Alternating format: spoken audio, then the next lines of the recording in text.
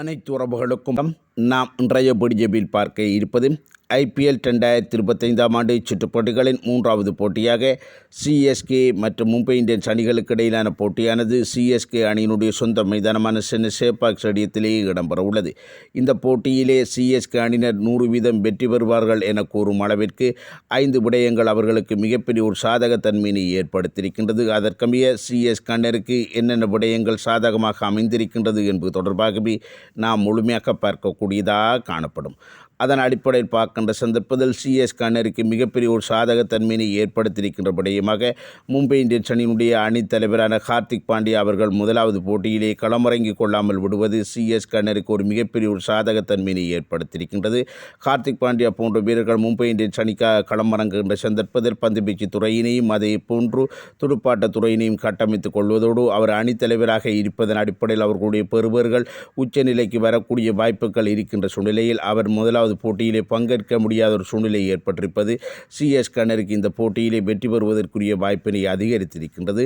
அதனை அடுத்து பார்க்கின்ற சந்தர்ப்பத்தில் இந்த CSK மற்றும் மும்பை இந்தியன்ஸ் ஆகிய 2 அணிகளும் கடந்த 3 வருடங்களிலே மொத்தமாக 5 போட்டிகளிலே விளையாடியிருக்கின்றார்கள். அவ்வாறு விளையாடப்பட்ட 5 போட்டிகளிலே 4 போட்டிகளில் CSK அணியினர் வெற்றியினையும் வெறும் ஒரு போட்டியில் மட்டுமே மும்பை இந்தியன்ஸ் அணியினர் வெற்றியினை பெற்றிருப்பதும் இந்த இடத்திலே உளவியல் ரீதியாக CSK அணியினருக்கு ஒரு சாதகத்தன்மையினை ஏற்படுத்தியிருக்கின்றது. அதனை விடுத்து கடந்த IPL 2024 ஆண்டு சுற்றுப் போட்டிகளிலே 2 அணிகளும் ஒரு போட்டியிலே மோதியிருந்தார்கள். அந்த போட்டியிலும் CSK அணியினர் வெற்றியினை பெற்றிருந்தார்கள். அதே போன்று அதற்கு முந்தைய வருடமான 2023 ஆண்டு சுற்றுப் போட்டிகளிலும் 2 போட்டிகளிலே இந்த CSK மற்றும் மும்பை இந்தியன்ஸ் ஆகிய 2 அணிகளும் மோதியிருந்தார்கள்.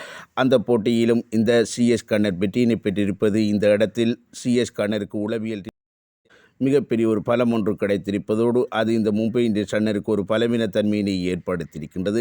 அதனை விடுத்து பார்க்கின்ற சந்தர்ப்பத்தில் CSK அணியுடைய அணிக்குழாமினை பொறுத்தவரையில் மிகச்சிறந்த பலப்படுத்தப்பட்ட ஒரு அணிக்குழாமினோடு அவர்களுடைய மைதானத்திற்கு ஏற்றாற்போன்ற ஒரு அணிக்குழாமினை அவர்கள் அமைத்துக் கொள்ளப் போன்றார்கள். ஆனால் அது மும்பை இந்தியன்ஸ் அணியினருக்கு மிகப்பெரிய ஒரு அச்சுறுத்தல் ஒன்றினை ஏற்படுத்தி கொடுக்கக்கூடிய வகை ரவிச்சந்திரன் அஸ்வின் போன்ற தரமான பந்துவீச்சாளர்கள் CSK அணியிலே உள்ளீடு செய்யப்பட்டிருப்பது இந்த இடத்திலே CSK அணியினுடைய பந்துவீச்சு கட்டமைப்பினையும் துடுப்பாட்ட துறையினையும் பலப்படுத்தப்பட்டிருப்பது இந்த இடத்திலே CSK அணியினருக்கு ஒரு பலமான விடயமாகவும் இந்த மும்பை இந்தியன்ஸ் அணியினருக்கு ஒரு பலவீனத்தன்மையினையும் ஏற்படுத்தியிருக்கின்றது என்பதுதான் எனது எண்ணமாக காணப்படுகிறது. அதனை விடுத்து இந்த போட்டி நடைபெறுகின்ற மைதானம் CSK அணியுடைய சொந்த மைதானமாக இருப்பது இந்த இடத்திலே CSK அணியினருக்கு ஒரு சாதகத்தன்மையினை ஏற்படுத்தியிருக்கின்றது.